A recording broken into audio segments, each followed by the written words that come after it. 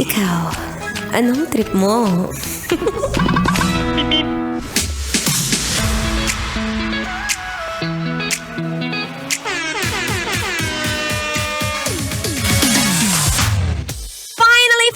Finally.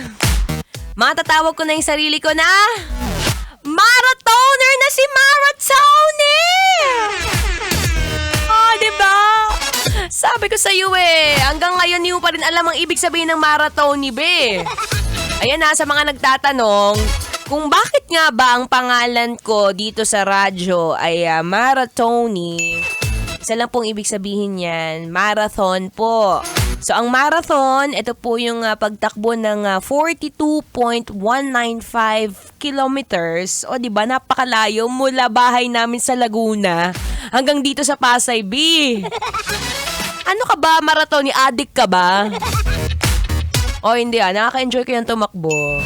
O, sige, since nandito na rin naman ako, ipagyayabang ko na. Sayang naman yung pinaghirapan kong 42 kilometers kung hindi ko share sa'yo. So, share ko lang. So, sabi ko nga kanina, diba, nabanggit ko na tumakbo tayo nung Sunday sa The Bull Run dyan sa may Philinvest, Alabang. So, sa lahat ng mga runner doon, so 2,000 kaming tumakbo. At pang-apat po tayo sa lahat ng 2,000 runners na yan. Wow! Diba? Sabi ko sa'yo, pwede na ka maging snatcher, be. So, pang-apat tayo sa female category. And then, marami nagtatanong sa akin, sabi nila, Maratoni, paano ba ginagawa yan?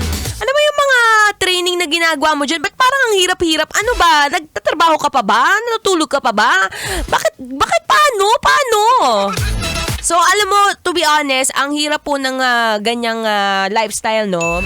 Yung pagiging DJ mo ng hapon, tapos tatakbo ka ng umaga, tatakbo ka rin ng gabi. Di wala ka ng time mag-love life talaga, Maratoni. Maraming preparation yan. Isa dyan yung pagising ko ng maaga.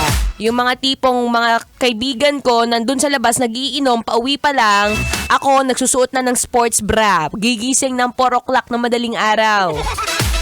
Kasi isa pa dyan, kakain ka ng masustansya.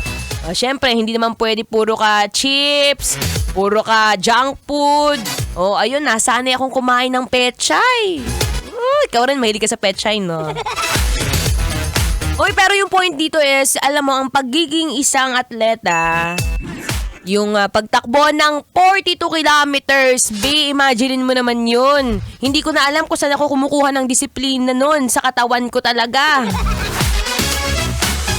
Pero kung maitatanong mo lang din naman, masaya ka ba dyan sa ginagawa mo? Yes na yes. Kung sasabihin ko lang, ito yung bagay o ito yung sport na talagang nakapagpawala ng stress ko. Kaya alam mo na, kung stress ka, takbo mo lang yan. Gusto mo yung tatakbo ka tapos makikita mo pa ako, Kaya naman, say no to stress, say yes to wellness. Kapag ako'y kausap mo nga dito, DJ Maratoni.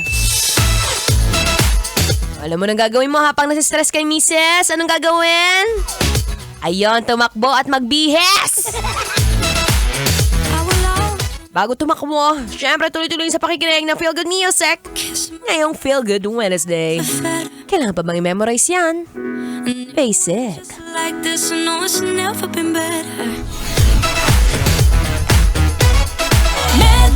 number one. Metro's number